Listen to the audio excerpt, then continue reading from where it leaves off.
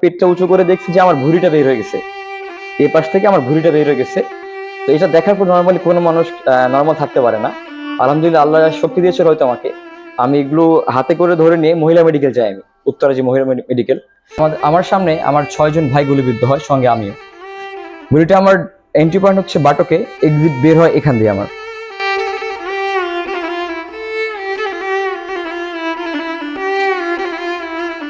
দেখি আমার সামনে আমার এক ভাই, আমার সহপাঠীর, তার মাথা থেকে মগজটা বের হয়ে রাস্তায় পড়ে যাচ্ছে। তো এই দৃশ্যটা, এই ট্রমাটা স্টিল আমার কাটে না এখন পর্যন্ত। আমাকে গুলি লাগার পরে, আমি গুলি লাগে হচ্ছে 7টা 30 থেকে 8টার মধ্যে, অ্যারাউন্ড, টাইম ঠিক মনে নাই আমার। তো আমাকে হচ্ছে গুলি লাগে হচ্ছে 3 রাস্তা, তো এখানে উত্তরের মধ্যে 3 লেন, 3 লেনের মাঝখানে লেন ছিলাম আমরা। আমরা স্টুডেন্ট ছিলাম, অল্প সময় ছিলাম, কারণ আমরা ফিরে আসছিলাম ওখান থেকে। তো আমার বাসায় চলে যাবো, আমরা বিজয় উল্লাস করে বাসায় চলে যাবো আমরা। সেক্ষেত্রে তখন গুলি যখন লাগে আমাকে, তখন আমি রাস্তায় পড়ে যাই। আমি 2 থেকে 3 হাত ছেটকে সামনে দিয়ে পড়ে যাই আমি। তখন আমার এখানে চলে যায় এবং গলায় জায়গা আছে, আমার গলায় চলে যায় আমার। তো আমি শুয়ে পড়ে যাওয়ার পরে এমন অবস্থা ছিল যে আমার শরীর পুরো ঝিম ধরে গেছে, অ্যাকচুয়ালি আমার শরীরে ব্লাড বেজে বের হচ্ছে, মানে এমন কোনো ফিল আমার বুঝতে পাচ্ছি না। আমি, আমার পুরো শরীরটা ঠান্ডা হয়ে গেছে। আর আমার সামনে আরো 6 জন ভাই, যার মধ্যে 5 জন স্পট ডেড, 2 জন অ্যালাইভ ছিল। পরবর্তী তোমার কথা ঠিক জানি না ঠিক আমি।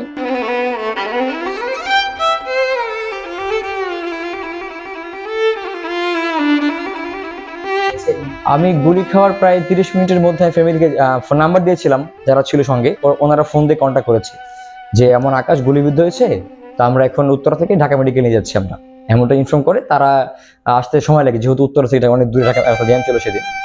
তো তারপরে হচ্ছে যে যখন ডিএমসি থেকে আমাকে বের করা হয় কেয়ারিং এর অভাবে, ট্রুলি বলি, এখন স্টিল না পর্যন্ত পঙ্গু বলেন, সোহরাট বলেন, পিজি বলেন, জিএমসি বলেন, যে কোনো হসপিটাল বলেন, তাদের অবস্থা খুবই শোচনীয়।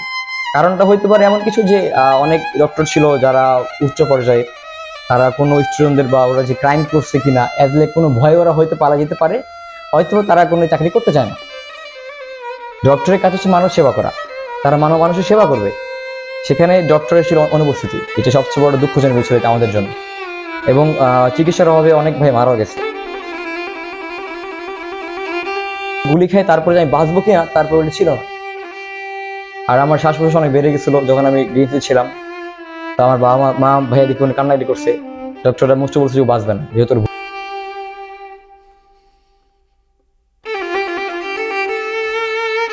আমি একটা মানে অসংকোচ বোধের মধ্যে আছি। তা হলো যে আমি কবে এগুলো থেকে মুক্তি পাবো।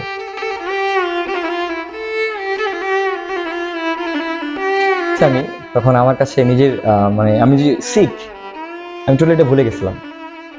বাইরের পরিবেশটা দেখে এসে, বাইরের একটা স্মেল অফ ওয়েদার যেটাকে বলে, এটা নিয়ে আমার মনটা জোড়ায় গেছে যে আমি একটা স্বাধীন দেশে আমি হাঁটতেছি, স্বাধীন দেশে যাচ্ছি আমি।